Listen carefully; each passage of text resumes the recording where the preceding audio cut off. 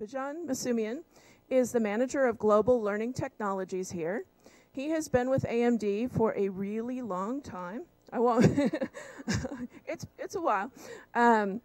Over 17 years. He started in the mid-90s, and he was creating something called CBT. Some of us remember what that was, right? Some of us probably created those as well. He started there. He later managed a team of e-learning developers, and now he's managing the global e-learning solutions, which I know he's going to talk a little bit about, so I won't get into that.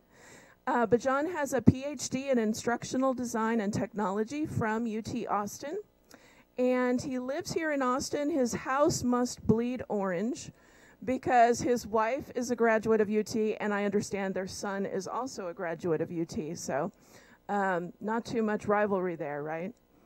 All right, so join me in welcoming Dr. Bijan322. Thank you very much, Kelly. I appreciate it. Holly, I apologize.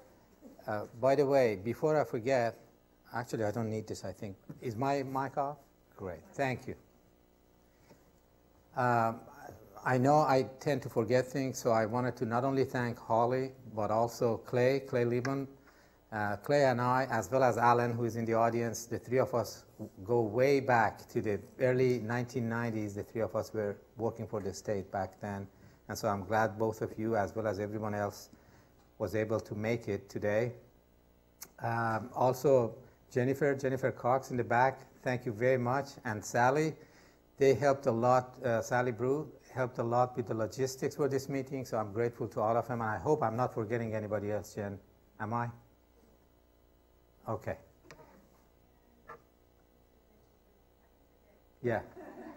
Great.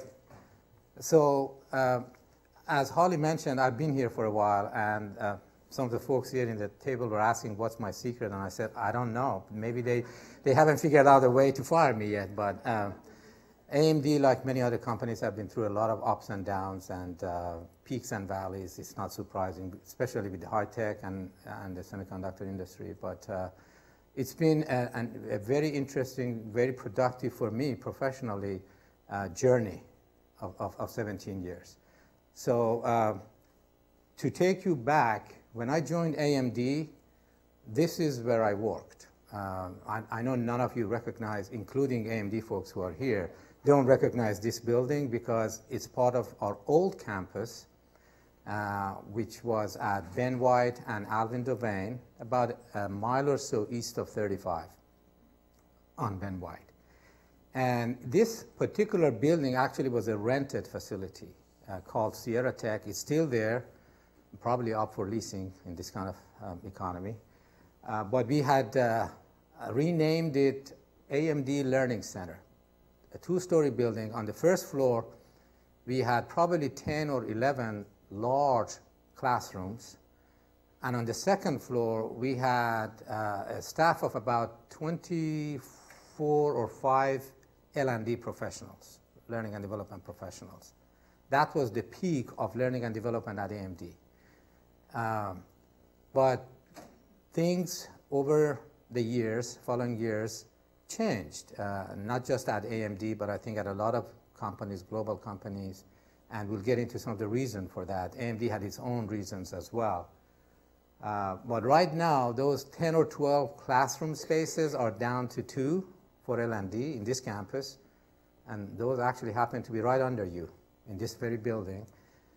And the staff of 24 is down to 7, and from those original 24, only 2 are left, me and Adrian Anderson. Joel knows Adrian, but Adrian couldn't make it today. So things have really changed at AMD, and some of it is the business model changes at AMD. We used to be not only a chip design company, but also a chip manufacturing company. We stopped manufacturing. We are now purely a chip design company. And so we used to have a lot of training, classroom training, technical training for our manufacturing technicians and wafer fab technicians. About 2,500 of them worked at a fabrication plant, which we call fabs, off of Altorf and Alvin Devane. It's still there, but it's no longer, that fab is no longer part of AMD. It's part of a company we spun off called Spansion. Some of you may have heard of him. Spansion, like expansion, but instead of EX, it starts with the letter S. I still haven't figured out what Spansion means. But they do memory chips for cell phones and other products. So a lot of the technical training that we used to do just went away when we spun off that company. So less need for classroom training. But that was one of the many reasons for it. Of course, technology-based training, what Holly also mentioned, computer-based training, which is what I was hired to do, was another major reason. We had a lot of engineers teaching technical classes, including process flow classes for how to design and manufacture chips. Well, engineers are great at their stuff, but they are not necessarily good teachers, right? They know their content, they are SMEs, subject matter experts, but they are not necessarily the best teachers in the world. And also, there was no consistency in what they taught. So the content varied, the delivery style varied, some of them were engaging, some were not, and they were expensive. Engineers, as teachers, are expensive. And so one of the reasons I was hired was to start developing some of these, or converting some of these process flow classes, as well as environmental health and safety classes, intellectual property classes, into what was back then called CBT, computer-based training. Today we call them online learning or e-learning because of the web. So soon I had a team of 4 or 5 people. We developed probably about 40, 45 courses. And then the business model changed. So I'm now a team of 1 as far as e-learning is concerned. I don't have anybody developing e-learning for me. We went to off-the-shelf licensed learning, and we will give you an example of some of those in a few minutes. Some of you may have seen a version of this from Burston and Associates, Josh Burston. They're one of my favorite companies out there. So what are some of the reasons that a lot of companies are going towards technology-based training? Well, obviously, classroom training will never go away, and it shouldn't go away, because it's, if not the best, one of the best ways of teaching people. So ideally, you want to keep classroom even when you become a global company and scalability becomes an issue. If you can afford it, you want to do classroom training. But sometimes it's just not financially possible or logistically possible. If you have a product launch, or if you're in a service business, if you are launching a new service and you have 50,000 employees in 35 countries, and there is cutthroat competition, you need to do things rapidly. And with e-learning, technology-based learning, or at least a combination, a blend of classroom and e-learning, you could do things much faster than if you solely rely on classroom training. That's why a lot of companies, including AMD, have turned to online learning for delivery. It makes collaboration, of course, easier as well. So I don't have to tell you about this. A lot of you have kids, including me. The thumb generation. It's funny, my son, probably his thumbs are thicker than mine. He's 22 now. But on iPhone, he goes like this. And on a good day, I go like this. It just comes so naturally to them. And so when these guys come to the workforce, they're not going to forget how they were accessing information and learning at home. If they are used to an iPhone or a tablet at home, when they come to the workforce, you can't say, okay, all we have is books, articles, desktop, and maybe a laptop for you. They're going to feel out of place. They're going to go places where they give them the tools that they are expecting. And they collaborate with people so naturally that's amazing to my generation, at least. I'm a baby boomer. And so to give you one example, he had connected with people from Australia and a few other places they have never met. They haven't even seen, maybe until recently, they hadn't even seen each other's pictures.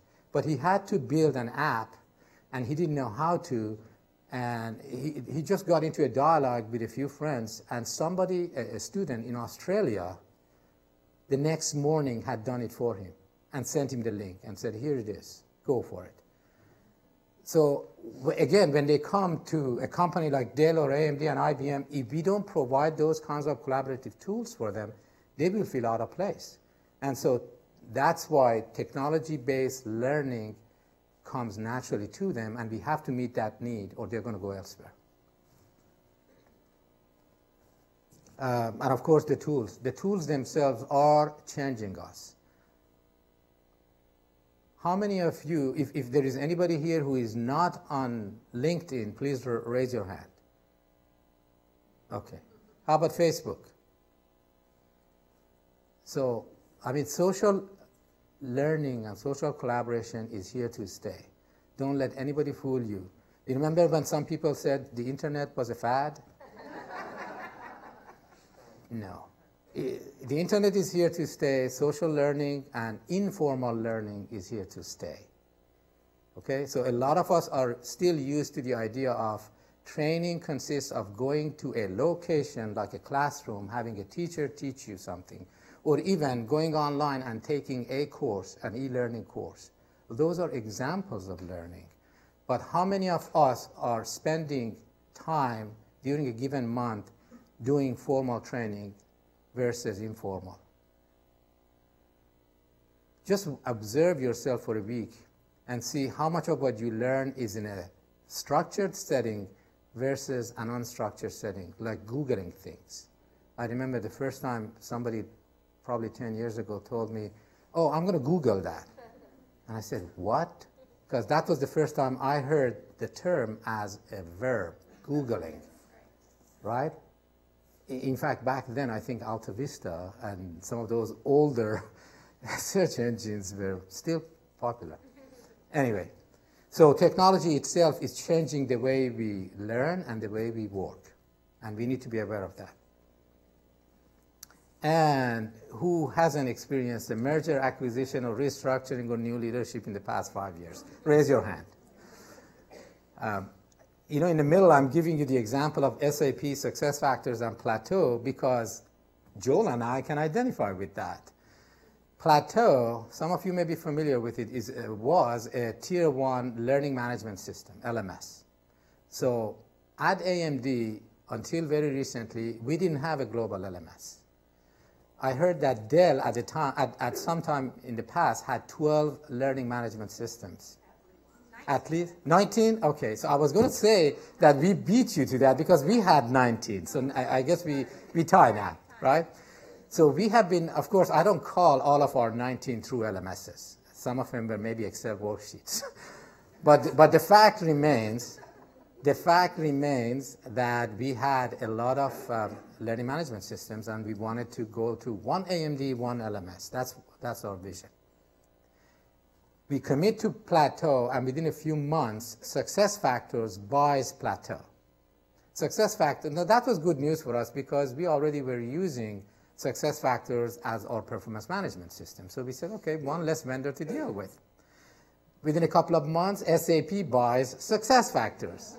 And SAP happens to be our ERP, Enterprise Resource Planning System. So again, we said more good news. Instead of 3 vendors, now we deal with 1. Well, on the surface, that sounds great until you start dealing with them. Because they are going through their own pangs of, you know, merging and integrating and, of course, efficiencies, layoffs, and rifts. And so what that means to you on a daily basis is they're going to be harder to reach. They keep going through changes of their own. So your contact person today is Sally, next week is Mark, and the following week is Alan. And so it becomes a nightmare. And so what they're trying to do is do what we also try to do, leverage technology to try to minimize the damage. And sometimes that works, at other times it's a disaster. But the reality is companies are in a fluid stage, especially the larger ones that are going through consolidation. And if it wasn't technology, sometimes things could be even worse.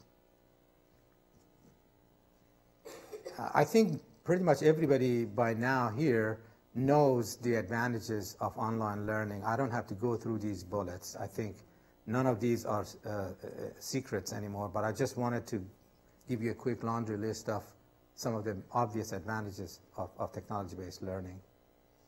And those two screenshots that you see are the top one is Harvard Managed Mentor from Harvard Business School Publishing, which is one of our e-learning providers, and the bottom one is Skillsoft, which is the largest e-learning company in the world, and that's their customized portal for us. So more on that in a few minutes. So here are in fact, this is not a comprehensive list, but it's most of what we have in terms of technology-based learning at AMD. We've got, of course, Skillsoft, which is, as I mentioned, now the largest e-learning company in the world. They bought one of their main competitors, Element-K, I think in October of 2011, and then soon after they bought Mind Leaders and pretty much everybody else who was out there. So they have, sometimes I'm surprised that, is it SEC that watches? That they don't stop them. But I'm not complaining, frankly, because most of their products are quality, good stuff, and they are buying companies to solidify their position and make life easier on people like me. So I'm not complaining. Of course, lack of competition could also hurt. And then Harvard Managed Mentor, I mentioned, is the flagship product of Harvard Business School Publishing. They have some other products, too, that we are not using. HBR is another one from Harvard that we are using, Harvard Business Review, HBR, the magazine. They put that online, so you can not only get the magazine, but you also get a searchable database of all the past HBR issues, all the way back to the 1960s. Yes, it's very powerful and very good. And we actually started out with 400 licenses, and I think within a week we ran out, and we had to get another couple of hundred. And they are obviously very popular, but we have to draw the line somewhere. So, for example, we rarely make it available to individual contributors. More on that later. GlobeSmart. Some of you, I know at Dell, have been using GlobeSmart for many years. It's a really great product for cultural education. Safari Books Online is by far the largest provider of technical books online. So imagine an online library of over 20,000 books, cover to cover. These are not summaries. Searchable. You could bookmark, you could highlight, you could, if you're into, like a lot of our software developers, if you're into programming, you could actually copy and paste code from the book and freely put it into your apps, your applications. A lot of companies, unfortunately, their developers tend to go online and to the open source community and just copy and paste things into their apps, thinking they are fine because it's open source. But companies like IBM actually have been sued for that. But if you have a solution like Safari, you're fine because you are licensed to use the content of those books. And then GetAbstract is a European company that does book summaries. And so some of you may have seen executive summaries by SoundView. This is a much better, a much bigger collection of about 9,000, right now about 9,000 book summaries. And those are also very popular at AMD. Any questions so far? Okay. So this is a quick summary of these products that I mentioned by audience. Now, one thing you didn't see was this very first one, which is actually a Skillsoft solution. Leadership Development Channel, or LDC, is actually a byproduct of those acquisitions that I mentioned. Two smaller companies, Targeted Learning and 50 Lessons, were online digital libraries of videos on management and leadership. Skillsoft, over, I would say, a 3 to 4 year period, bought both of those companies at, I'm sure, recommendations from their customers, including yours truly.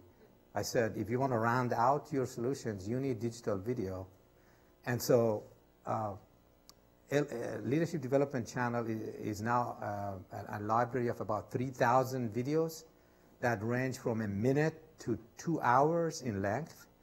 And these are from university professors like Clayton Christensen and Linda Hill of Harvard, to thought leaders, to business, to CEOs like Jeff Immelt of GE, Michael Dell. You've got authors, you've got coaches, executive coaches like Marshall Goldsmith, Stephen Covey, and now his son Stephen M.R. Covey, and a ton. I mean, all the big names that you know out there in management and leadership, pretty much all of them have videos, short or long videos in this collection.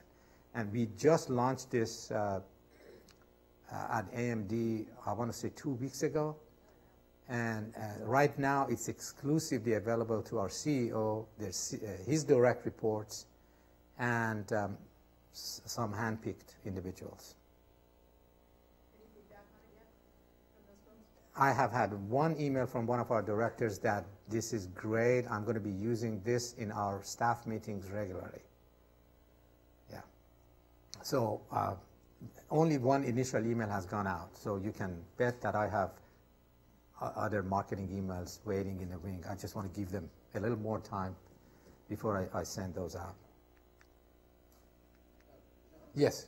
Quickly, I just wanted to ask, how do individuals receive credit for having participated in an online package like this? Do they report to you? Does their manager report to you? Well, depending on which product you talk about, there are, like in the case of Skillsoft and Harvard, they have their own learning management systems in the background, of course. So whatever course you take, or even whatever activity you have, let's say you go inside a course for 5 minutes and you get out, their LMS knows when you got in, when you got out, what you looked at. I know it's kind of scary, but that you want that kind of data because you want to also have return on investment numbers for your company, right? So in the case of Skillsoft and Harvard, they have their own LMSs and they record activities. In the case of other products like this Leadership Development Channel, which is actually, the data is kept on Books 24/7, which is a subsidiary of Skillsoft. I could go in as the administrator of the product. I could go in at any time and look at who looked at what or who downloaded what. Same thing with Get Abstract book summaries. So we have both push and pull subscribers. And so at any time, I could go in and see who downloaded what. And in fact, if I didn't have that data last year, we could have lost e-learning in those tough times at AMD. We could have lost e-learning. But I showed that just through Skillsoft, we generated enough return on investment to fund all of our e-learning. And I'll tell you more about that later. Yes, Holly, you had a question? Mm-hmm. Oh, I'm so sorry. Yes. So when, well, imagine Get Abstract book summaries. That's the example that I used. So in some cases, people hear about it and they contact me or send a request to our HR back office, basically back group, and say, I want a license for this. This sounds really good. And they say, okay, here's the link, go and register. That's a pool registration. But sometimes I may send an email to, let's say, 10 VPs and say, this is a really good product for you. Would you like it? And he says, yeah, register me for it. And then following the registration, we also, this is about 6 months ago, I looked at people's backgrounds, so which department they were from, sales, marketing, HR. We could customize emails that go to them as reminders every 2 weeks. They can start receiving titles. recommended titles. So the ones that the system sends them are considered push because they didn't initiate it. So we are pushing content to them. The ones where they go to the site and download or view is called pull because they initiate it. So that's the difference. Sure. Okay.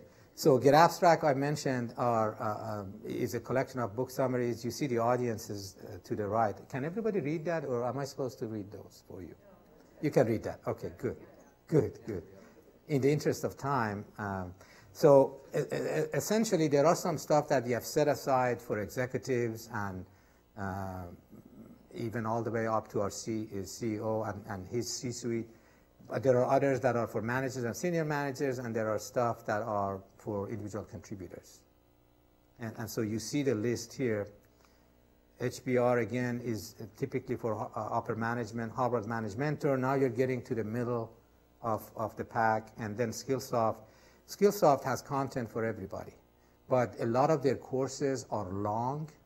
So again, at the encouragement of their customers, they also have started going to 1-hour courses. So a lot of the courses that they develop are now no more than an hour long. But I have seen courses as long as 8 hours in their catalog. Those are not going to cut it anymore. People don't have 8 hours to spend on a course.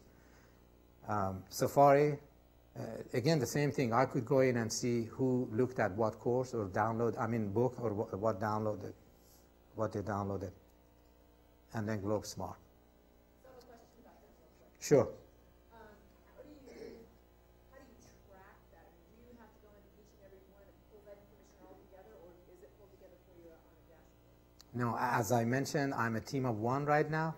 So, but I do have access to all their databases. So I could go in, and I do, because again, I have to keep up not only with the ROI, but also whether people who get a license are actually using it. Right. If they're not, they will receive some friendly reminders from me, and if I still don't see activity, again, in the interest of the money that AMD has invested, we're going to take it away and give it to somebody else. And that's why actually my, what do you call it, seat occupancy or license numbers are very, very high.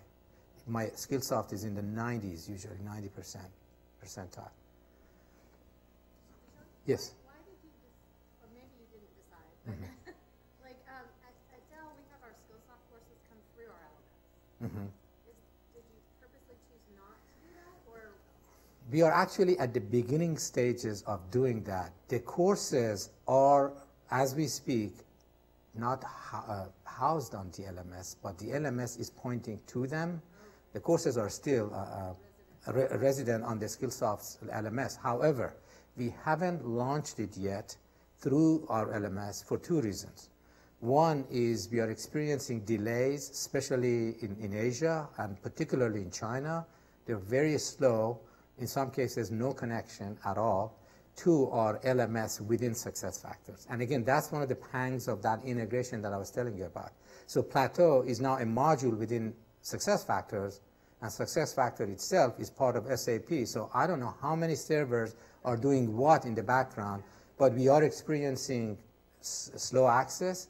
That's one reason. The other is Skillsoft has not prepared their courses, their mobile courses, for third-party LMSs at this point. In fact, this morning I was told that the earliest they will be ready for other LMSs will be Q2 of next year. So there are 550 of their courses that are tablet ready, and mobile learning is taking off at AMD. So we don't want to basically take that option away from people. Yeah. Okay, so this is just an example of the kinds of content that you find in Skillsoft. We are only using their what they call business skills library. That library alone has 1,700 courses in it. They have an IT track, which has another, I think, 1,200 courses. And they have a desktop track that has, well, last time we used it was 2008, and at that time I think they had about 400 courses in that library. So And this is before they acquired Element K and Mind Leaders and a couple of other smaller players. The biggest leverage for Skillsoft at AMD actually is their certification programs. And in fact, it was that program alone that saved e-learning at AMD last year, because we had about 1,400 course completions last year, and about 600, a little over 600 of them were in project management alone. And I don't have to tell you how expensive the classroom version of project management courses are. I saw, and this is part of the data that I actually sent to my VP that eventually saved e-learning funding, I should say, for this year. I saw a 2-day boot camp on project management in Detroit advertised for $1,990, just under $2,000. Now imagine our people get access to 70+ project management courses, including all the courses that they need for PMI certification and now Agile certification and 3 other certifications, plus another 1,600 courses for $127. That's how much a Skillsoft license is costing us. So I keep telling my Skillsoft folks, I'm one of your biggest champions out there. You better start giving me better rates.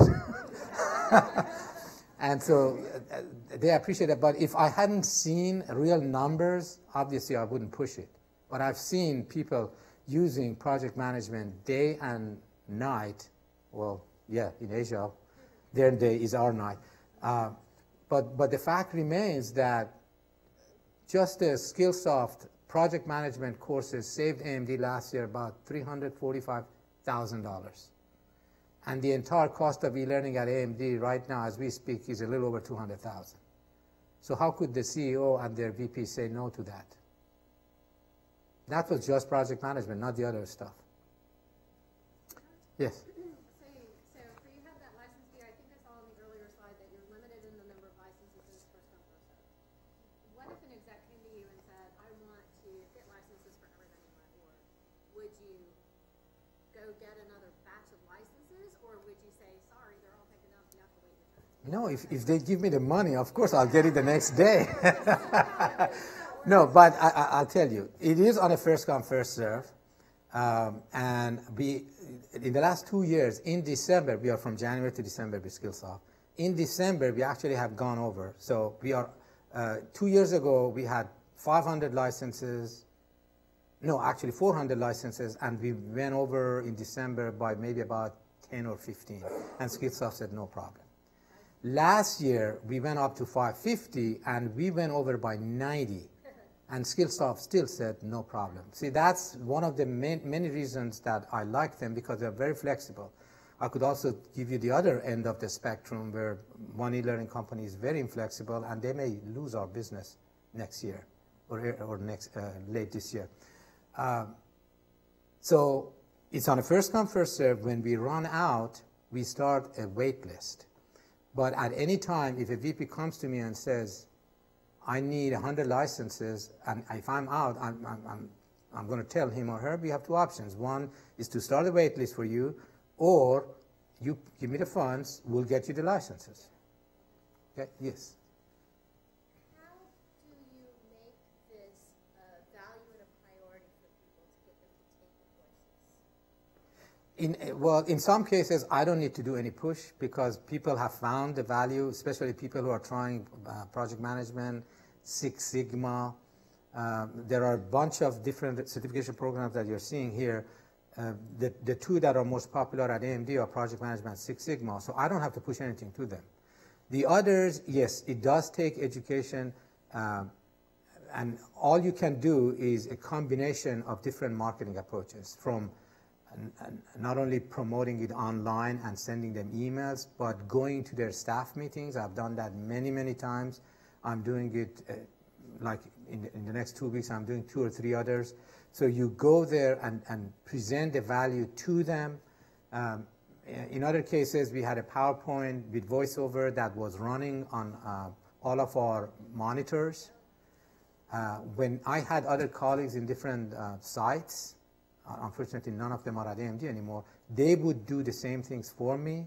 I also have champions in the business. So in some functional areas, they talk and promote e-learning within their own organizations. So those are some of the examples of the ways that you could do it. And of course, it never hurts to give them stats, because a lot of people, especially in high-tech industry, are tied to data. You tell them, here's how AMD is leveraging these courses or these book summaries. And here's how we are basically saving money, and a bunch of it, a ton of it. They can't say no to that usually. Okay, and of course convenience.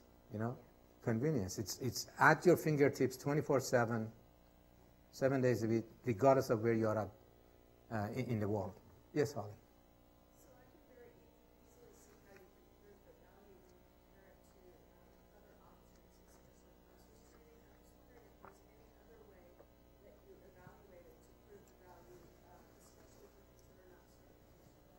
Yes, absolutely. Great question. We actually have been doing this with Skillsoft for the past 2 years. They have what they call an impact survey. So we sent a survey of, I want to say maybe 15 questions to a sample of our Skillsoft subscribers. And the questions are not only around navigation and whether things are easy to find, but also around content and whether they are using it at work, and if so, how much of the content they're using, and also if they didn't have Skillsoft, what other options were available to them. So some of them, a lot of them say nothing. Some say Google, but yes, you can find stuff on Google, but usually when you do a search, how many returns do you get? Usually in the hundreds of thousands, sometimes millions, and Google, unless you are really good at searching, you'll spend probably a good amount of time before you get what you need. And sometimes you just don't find it on the web, right? So there are ways in some cases, and there are no other ways. So this impact survey last year, the last 2 years, has really helped us, again, with our case for e-learning at AMD. And we just completed the 2012 one. So I should be receiving the data from Skillsoft middle of next week.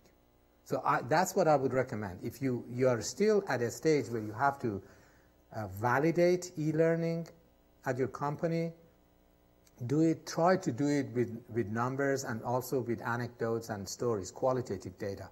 One of the things I did was I went to some of the Skillsoft users, some of the heavy hitters, with my own camera. This was before my iPhone. I had a digital Canon, and I went to them and intentionally made it very informal and unprofessional. So camera was shaking, and I basically told them, tell me how you're using Skillsoft and why you're using it. And so these were short snippets of 2 or 3 minutes at a time, and I did it both for Harvard and Skillsoft, and I put them online on our Skillsoft and Harvard pages. So as people went there curious what this is about, they could see actual stories from employees on how they're using it and why they keep going back. And they would be probably your best method of promoting, the actual users. Right? Okay. So these are some examples of some of us who have been in this business for a long time, like Alan and I, remember that the early CPT courses were a little more than page turners. Text, graphics. Now things have changed. They are very rich, very interactive. Even exercises and practice items are no longer just multiple choice, true, false, drag and drop. They engage you. Like especially in the case of simulations, they actually put you in environments where pretty much everything around you is hot. You could click on it, you could get data, and eventually make decisions and get feedback on those decisions. So this is an example of that.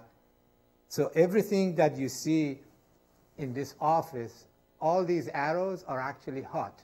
You could click on these and get information about the case interact with the software, and eventually you are presented with 3 choices, and depending on what choice you pick, you get feedback.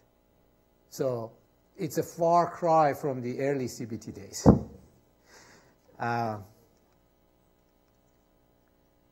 And of course, multilingual is now the way to go. So Skillsoft, I think, has a lot of their courses now at least in 10 or 12 different languages.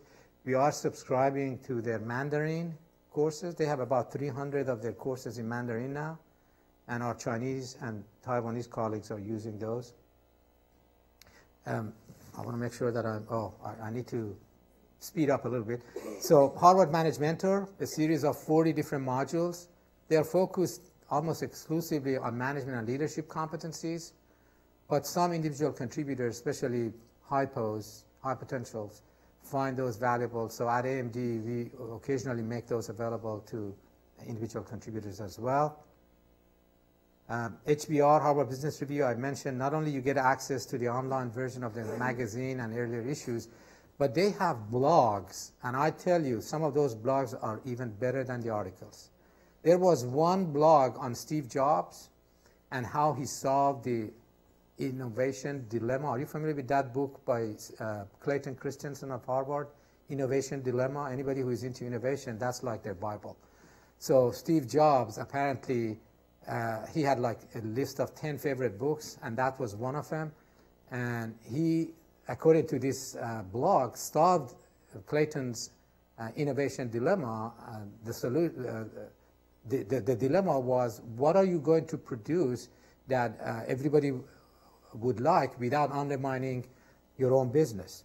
And Steve Jobs figured out you don't go after features and functionality.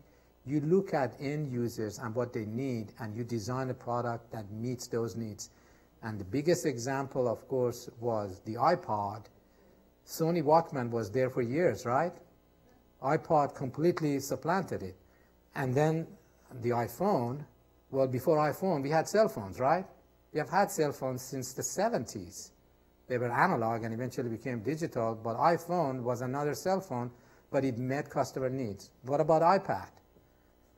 Did you know the concept of a tablet was with Apple since the early 80s? There's a video on YouTube. Go look for that. It actually goes beyond the current iPad. It has an agent, a virtual agent that, like Siri, except that it's a person with a face that responds to your commands. Like, okay, Bijan, I need ROI numbers of Skillsoft usage for 2012. Go get it for me. So they were thinking along those lines at Apple in 83 or 84. So now the technology is catching up with some of our ideas. And that's an example of one of their blogs. That's Marcus Buckingham, who is a well-known coach and author. So GlobeSmart. For those of you who don't know about GlobeSmart, it's an online tool that has profiles of 70-plus countries. So if you travel or if you're on a global team and you interact with people of other countries, and you know, let's say you want to go to China and India, yeah, you could always go Google things, but again, it'll be all over the place. In GlobeSmart, you could quickly find information about their society, their government, their business environment, their etiquette, is it okay to shake the hand of a woman? What kind of a greeting would you give to a person from India? Or do you tip a taxi driver? Or do you tip your hostess at the restaurant, and so on? So it gets to the nitty-gritty details at that level, because those are the kinds of things that build relationships. And you can't go to many countries and say, okay, I'm here to do business with you. Here's the proposal. No, you first have to establish relationship with them, or you won't see them again. And so a tool like GlobeSmart really helps. What you see here is one of the best tools within GlobeSmart. They call them a GAP, or Global Assessment Profile, or something like that. I can't remember the exact name. But basically, imagine a team of 10 people from all over the world, China, Kuwait, South Africa, US, Canada. Individually, you go to this survey, you fill it out in 10 minutes. The questions are around 5 or 6 different work style preferences. So, for example, in communication, are you direct or indirect? Are you task-oriented or relationship-oriented? And so on. And depending on your answers, it plots you on this graph. You see the gaps. You can click on the gaps. You get recommendations on how to close the gap. And there you are, a more efficient, effective team, global team. You don't do that kind of stuff and you are focused on projects. Yeah, you can do that, but you can alienate yourself. You're going to lose efficiencies, and you may eventually get the job done, but it'll take longer, and in the process, you may alienate folks too. Get abstract book summaries, I mentioned. They are available not just in 5-page PDFs, but also in a variety of mobile formats now, from iPhone and iPad to Android and Sony readers, Nook, Kindle, you name it, and they have them available. And MP3 audio files in many cases too. So I don't think this comes as a surprise to any of you. Mobile learning, again, if internet is going away or Facebook is going away and social learning is going away, mobile learning will go away too. So this is here to stay. Just look at your kids, again, the thumb generation. But we have to also be realistic. Not everything will be on a cell phone. In fact, Skillsoft has, and I'm glad that they're doing this, intentionally decided not to put stuff, their courses, on cell phones. How many of you will be willing to take a 2-hour course on a 3-inch screen? Maybe you can watch a 3-minute video or get tips, or maybe a short list of processes or procedures, but not a 2-hour course. You need more real estate. And for that, an iPad mini, maybe, I think it's about 7 inches wide, that's the minimum, for me at least. Or I would go crazy, right? So yes, mobile learning will take on desktops and laptops. It already has, and I think it will do. We need all of them. It's not either or. We need all of them depending on what's available on which tool and platform. But let's also be realistic. There are limitations on what you can deliver through technology, depending on their limitations.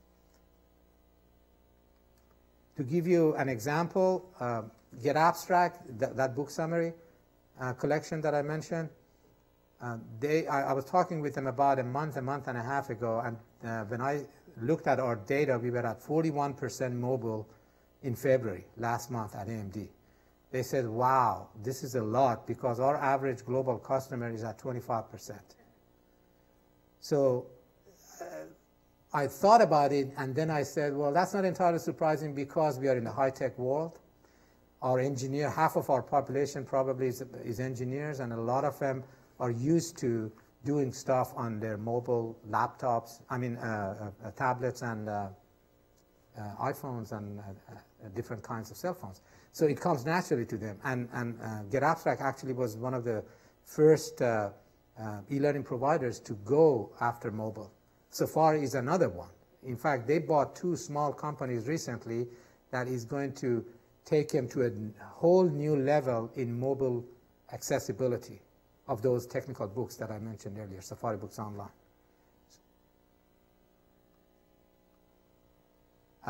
These are just some quick e-learning numbers that now remember, when like in the case of Skillsoft and Harvard, I'm mentioning course completions.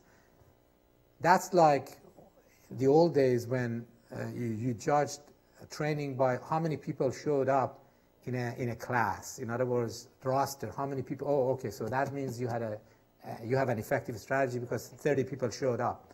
Now, course completions is important, but that should not become your only metric for effectiveness of e-learning, because a lot of people, in fact, I've been encouraging that at AMD, a lot of people are no longer taking entire courses. They are using e-learning as performance support. And that's what you need to encourage. Now, for certification, I can understand you have to complete courses. But if you don't need a 2-hour course and you just need answer to some questions, why do you take the entire course? Give you a quick example. Excel. You're new to Excel. You could take 6 courses in Excel for 12 hours, but what you really need to do your project today is how to do pivot tables and VLOOKUPs. Why don't you go to an introductory Excel course, learn those 2 things, and get out? That's like the holy grail of e-learning for me. If we could get people to integrate learning with work. In other words, as you're doing your job, you need a skill or competency, you don't know how to do something, you go to the right resource, learn it, and get out. Don't take courses just because, oh, you know, I haven't been doing any training for 2 years now. You could do that, but if you're not going to use it, you're going to lose it. Yes? I was wondering if you encourage managers or employees to keep a portfolio type approach to their work skills and things like that. Is that something, or groups that want to study something together, you know, as a self-learning group, user group? Encourage that. I encourage that. Not much of it has been happening at AMD, frankly. There are people, there are organizations that I can think of one senior manager in Markham, Canada, near Toronto, where they assigned a curriculum of courses to their entire staff. Now, if there is a business case for something like that, again, like project management or Six Sigma, because they need to be familiar with lean and quality and efficiency, I could see that. But just because they haven't developed themselves for 2 years, telling them go to Skillsoft and take 5 courses, to me, that's just, in a lot of cases, it will be a waste of time. Learning has to be more targeted toward either immediate or, I would say, near-term needs. Otherwise, if you don't use it, you're going to lose it. Yes? So how are you embedding that in your talent initiative programs to be able to develop the talent from inside? The previous question sort of struck me as somewhat of an ad hoc type of thing, but is there a focus in talent management to utilize these resources to develop the talent internally? How do you work with that? Yes. Some of that has been happening, and we are trying to formalize that more. So I'll give you an example. Like every other company out there, we have our own competencies, list of competencies. We call it the AMD way. And those apply to everybody at all levels. Now, the language varies when it gets to the nitty-gritty behavioral levels, but the main competencies remain the same. So I was already asked, and have done this, mapped these e-learning resources to all of those competencies. Some people are taking the initiative to do that on their own and taking advantage of these resources. In other cases, like in the case of HR, human resources, we are going to be even more proactive about that very soon. I'm on a team now. I'm trying to remember what the name of the team was. HR for HR. HR for HR. So I had one meeting last week, actually, with our VP and several other people with the express purpose of addressing what you just said, that we are going to define specific competencies beyond just the AMD way that targets HR folks. And so some people, we may say, you need to go to Skillsoft and take those PHR and SPHR, PHR, professional, human resources, and senior professional. You need to take that entire certification program. In other cases, okay, you guys, based on what you're doing, you need only these courses. So we are going to be prescriptive about, in some cases as well. Other questions? I have a question. Yes.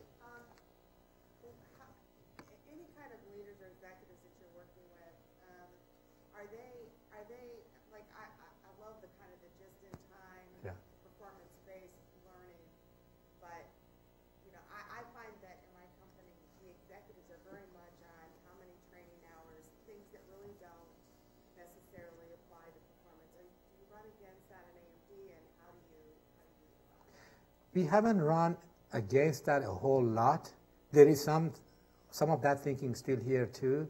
But I would say, and this could be a battle in your case, if all of your leadership or most of your leadership are what I call old school thinking. I would say there's a lot of Yeah. So you have to educate them. I ran into a lot of that earlier in my career, and I think over time, and especially as these newer, younger folks become leaders, it's easier for them to understand that training is more than just numbers of how many people attended a class. And certifications is Yes, yes. how many technical certifications. Right. And I ran into another issue that's tied to this, and that is the use of e-learning. Because in the US, even in the US, in late 90s, when we were launching these computer-based trainings and eventually e-learning courses from Microsoft Front Page and Dreamweaver, those kind, people were resisting it. Oh no, we have always learned in a class with a teacher. What if we have questions, right? So those kinds of resistances you run into.